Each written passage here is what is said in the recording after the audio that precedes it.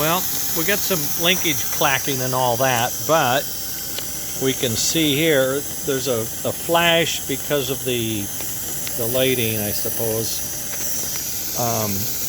But what we're seeing here is we're connected and we're on in reverse. My buttons aren't working, so I've got to figure some of that out. But it's the remote that's running this thing. I had to run 2 batteries through a 5-volt regulator in order to get 5 volts because the batteries I had were only 3.7. I don't know if that's the cause of it, but we connected and I'm running the engine from a remote a little bit. And I'm going to start to, now that I have that, I have my trim pot for speed. It's not very smooth. I'm going to work on whatever that is.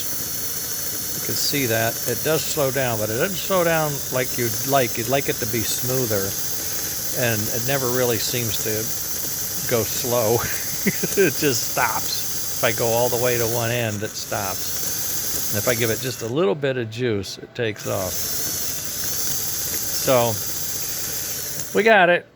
We got something. I'm going to rework this thing and get more buttons on and more connections and make sure it's as good as I can get it. And then I'll give you some more views of how the remote's working in the breadboard. This is like test alpha 1. You know what I mean? But I'm encouraged. I got it to connect. That was the main thing. I had trouble all day yesterday connecting and staying connected. I don't know if it's the voltage, but I'll check with Andy and see what he thinks. Okay, gang. Later.